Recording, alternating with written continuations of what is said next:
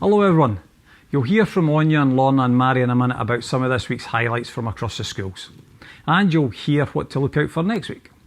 There's also some videos and pictures thrown in to add some texture, some interest, some personal connection to how we share what we're up to.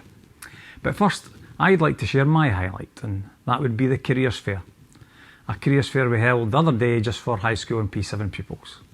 As you'll see in Mary's video, there was a hall full of employers and organisations willing to give up their time and share their knowledge and experience with our kids as they begin to tease out, or at least firm up, their ideas for their next steps in life. Now, I'm a firm believer that no one can really make an informed choice about anything without seeing a wealth of opportunity that's out there. And the volunteers that came along the other day gave such informed choice, and hopefully that'll lead to better life-changing decisions for money. Now, of course, that's only one part of the opportunities that we're laying on. STS, the Career Service, they'll still continue to do their one-to-one interviews. Mary will still support the kids as the principal teacher of guidance support. We'll have another 2 careers days, one in Oban High School, one in Oban Corran Halls, and there'll be more employers and colleges coming along to those. That's open to a far wider range of pupils as well. And remember, as I said in a previous video about the next steps in life, that it's really important that we recall the CBI survey that I mentioned in that other video that they did recently about accepting that whilst our certificate with A's and B's are quite important for employers, they're really more interested in getting kids work ready. And by that I mean that the kids should have skills ready for them to take their place in the workplace. So yeah, they need to be able to read and write and count and learn skills using subjects like history to gain academic ability and report writing and presentations, etc. But they also need to have these other basic skills. Skills that allow them to turn up in time, to turn up with the clothes they need, with the kit they need, and they need interpersonal and communication skills as well as commitment and dedication. And that's what we're trying to do when we're in school. We're trying to give them these work-ready skills. So not only will they look clever on paper with all their academic subjects, but they'll also be able to show that they have a commitment and a respect for the new world of work they're going into.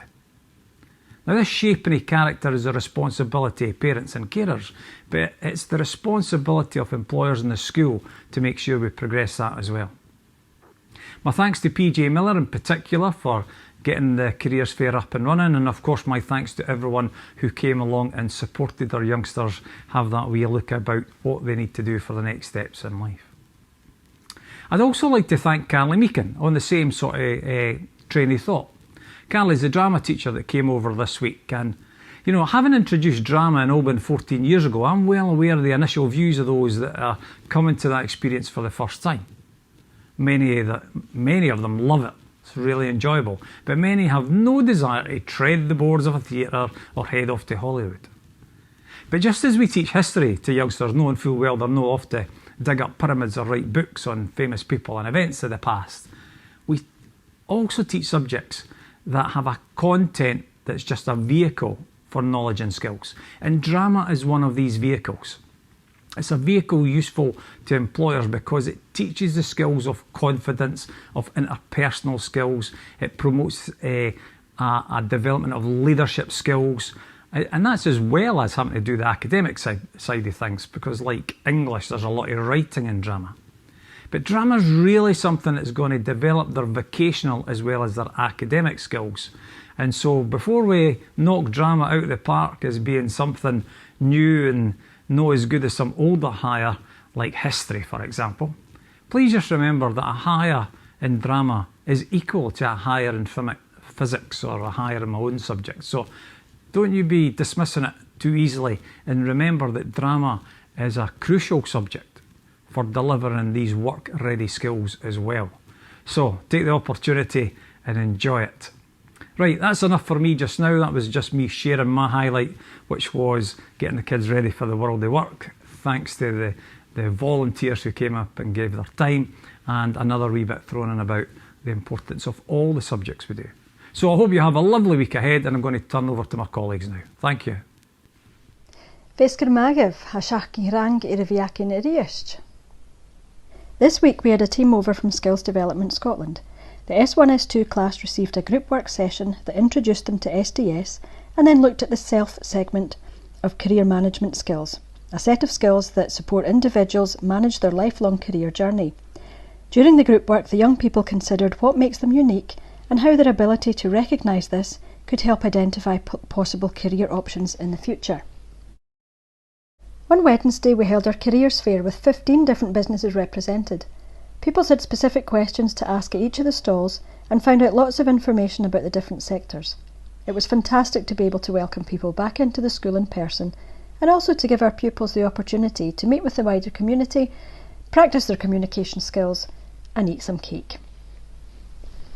We also had a drama teacher in from Oban High doing drama sessions with S1 and S2. They worked on character development and creating improvised scenes based on I'm a Celebrity, Get Me Out of Here. Keep an eye out for photographs and more information on Facebook next week. Registration for eSchool live evening webinars is now open. Webinars in Maths, English, Social Subjects and Science subjects will start in the week beginning September the 26th. All other subject webinars will start the week beginning October the 31st. See the website for details on how to register. Don't forget, school is closed on Monday for the Queen's funeral and we'll see you back in on Tuesday. Hi everyone, here's a wee snapshot of what's been happening in primary this week. On Friday we had our astronaut training day where pupils launched themselves into different tasks and challenges while learning about the role of an astronaut. Children worked together in teams to design and build a space rocket for our STEM challenge. This task involved pupils demonstrating various skills including designing, creating, adapting and communicating with their team. Pupils also learned about what types of food astronauts eat in space in our health and wellbeing challenge. We learned how the food needs to be lightweight and nutritious to keep astronauts healthy and also thought about the problems crumbs would cause in a spacecraft. Pupils then created a space meal plan for a day using what they'd learned. We also completed a manual dexterity test where we had to work together to complete a puzzle wearing astronaut gloves. This made us realise how difficult it would be completing jobs while wearing a spacesuit. There were certain skills and characteristics we needed to acquire during our training day, one of which was our physical fitness. We completed different physical challenges and timed and recorded ourselves. Proud to say that all astronauts successfully completed their challenges and there was lots of fun had. Next week, remember we are closed on Monday, so we'll see everyone back at our usual time on Tuesday morning. We also have Screen Argyll delivering some workshops next Friday in the primary, which we are looking forward to. Have a good weekend, everyone. Welcome to our nursery news for week 5.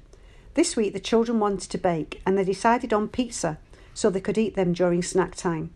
Weighing, mixing, pouring, spreading, chopping, sharing and helping each other were key features of this work, not to mention the production of absolutely scrumptious pizzas that everybody was able to share later that day. This week we introduced the children to the nursery kitchen dishwasher. They learnt how to load it with their utensils, mixing bowls, plates and cutlery. They were amazingly sensible and supported each other. Next, they turned their attention to setting the table. After visiting 2 of our community cafes, the children decided that they wanted to make a change to the way their table looked for lunches. They decided they wanted particular tablecloths. They even got themselves a vase of flowers to place in the middle of each table.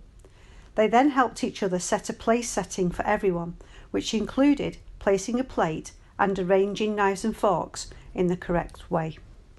As part of their theme on crofts and farms, on Wednesday the children visited Tiree's Mart.